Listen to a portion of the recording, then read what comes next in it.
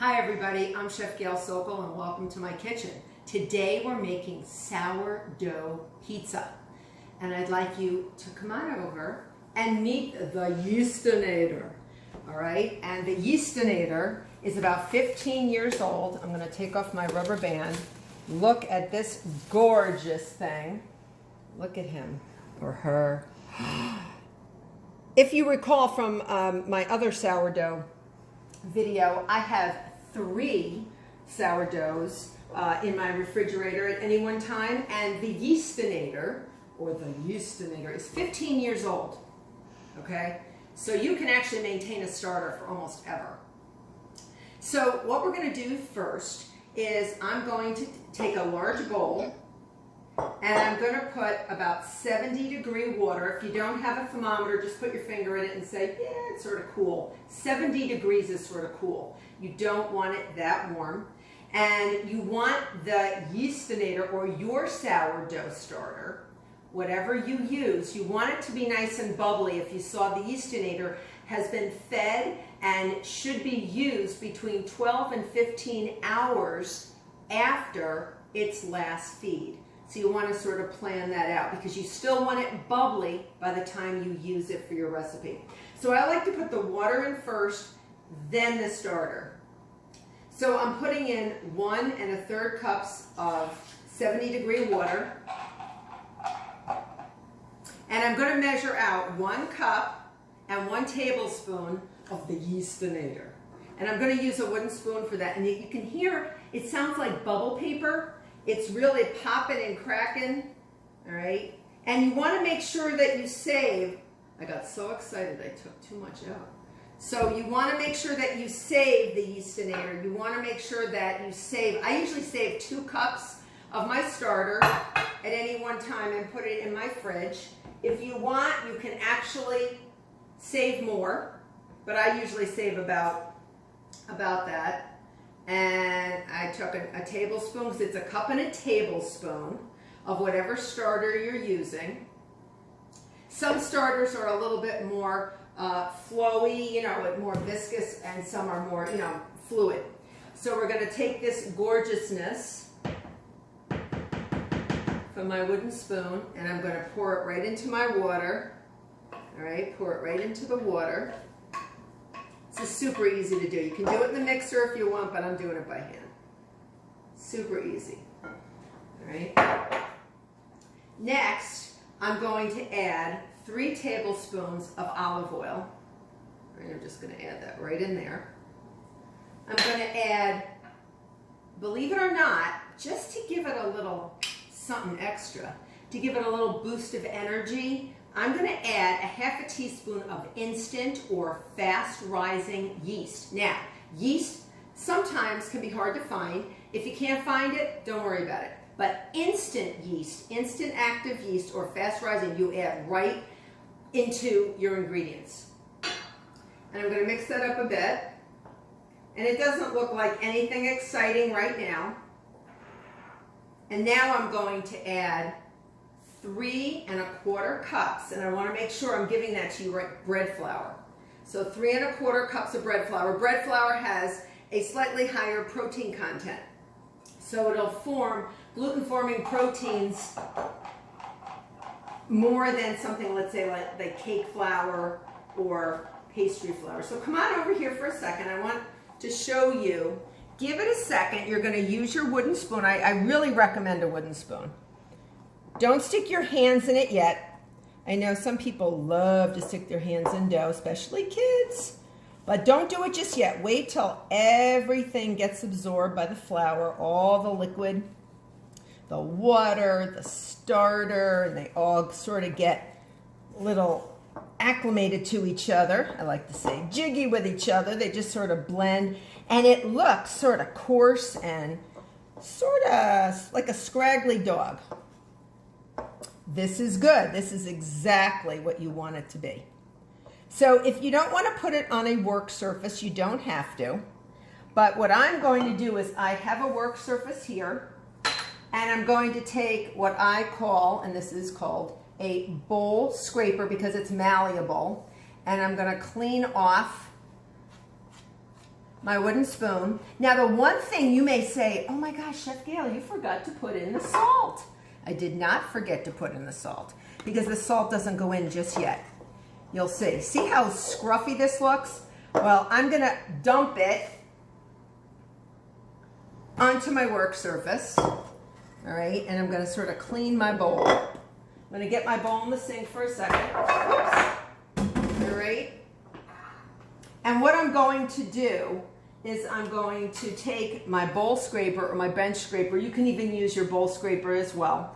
This is a bench scraper because this is known as the work surface or the workbench, and you can scrape flour off. So I'm just gonna go under and flip it over just to make sure everything is mixed together.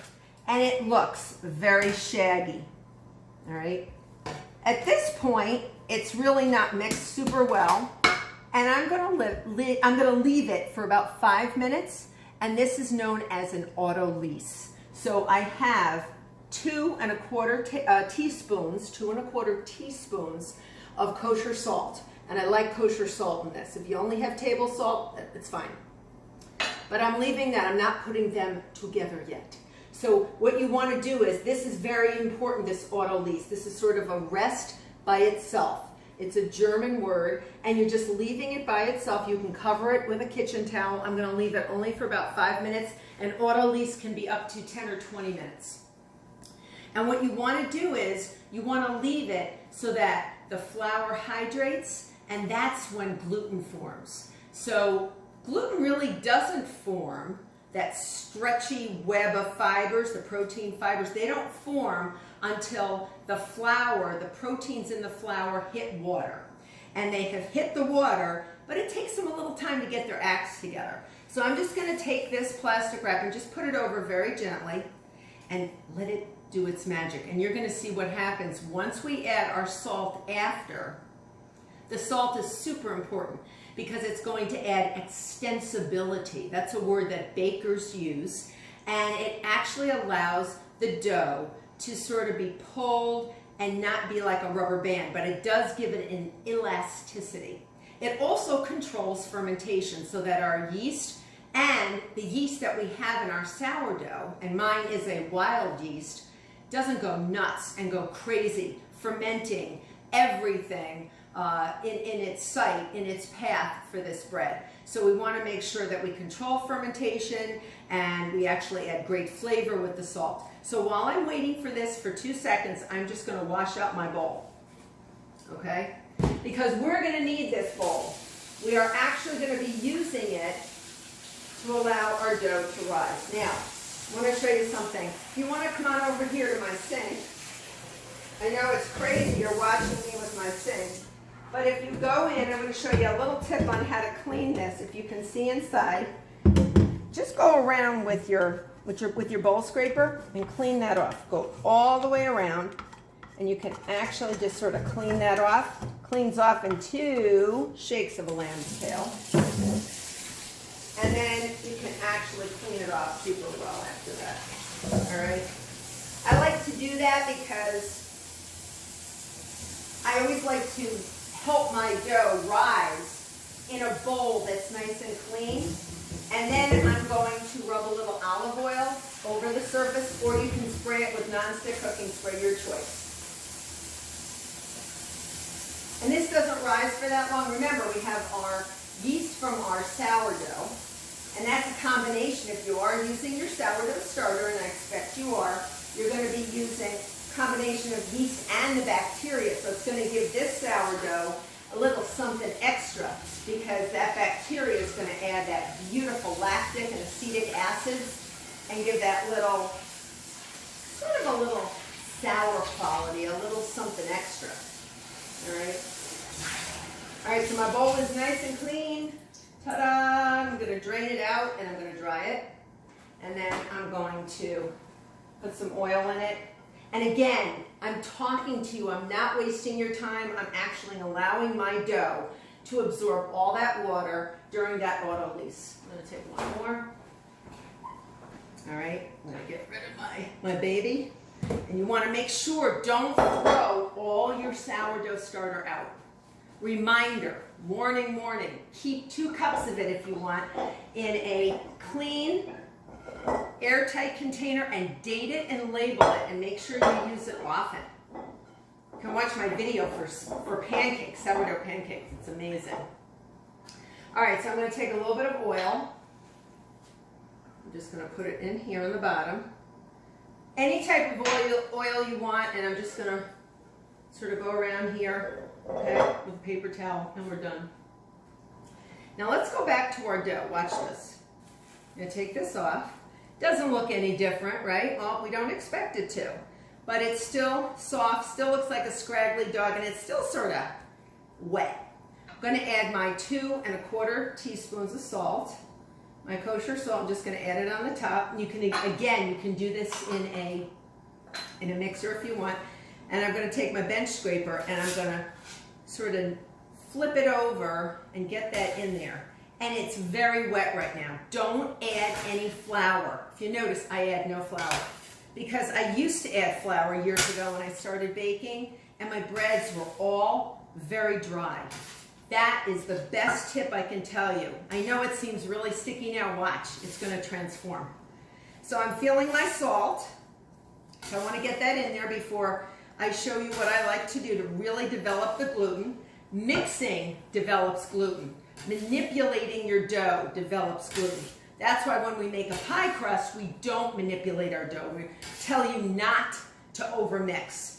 And there's a lot of butter in it because that helps gluten not form. It actually prevents it from forming. All right, so if you notice, in the small amount of time that I have allowed this flour, this dough, to get that salt in there, and I can feel the grains of salt, and that's okay. I want to show you what I'm doing. You can see the dough becomes extensible, a little springy. It's not sticking to my hands. And watch, I can knead it.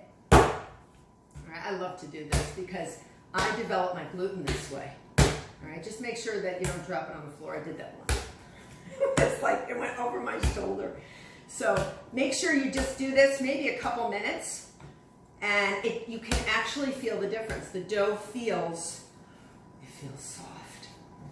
It feels so soft and luscious. And you can see it doesn't stick to my fingers. It's barely even sticking to the surface of my my marble slab. It's not too sticky. And if it is to you and you feel like it is, you can always add just a touch of oil, like a little tiny bit of oil. So I have a little oil left in here. Let's see what that does. Just a touch. Rub it in and you'll see the difference. I don't want to add flour. I will do anything not to add my flour because flour dries out dough. And I used to make beautiful bread that was hard as a hockey puck and dry. All right, so here I go. I've kneaded it. I've had fun. And look how beautiful. It's not shaggy anymore.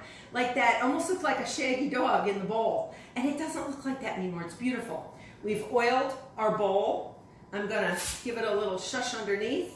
I'm going to put it into the bowl. All right, now watch what I'm going to do. I'm going to flip it over so the grease side is up. Another tip, do that. It'll come out of the bowl easily. Cover it with plastic wrap and let it sit until it's about doubled in size. All right, now I have one all ready to go. I'm going to just wash my hands super fast. If you didn't want to add that half a teaspoon of instant yeast, you didn't have to.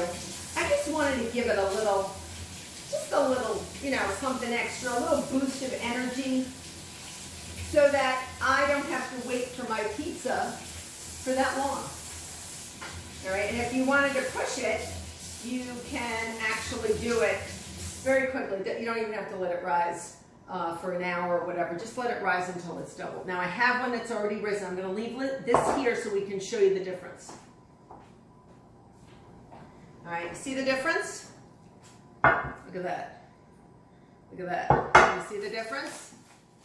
So that's the one that's about to rise. This is the one that's risen. And you're beautiful. You're gorgeous. So we're going to put this away to rise.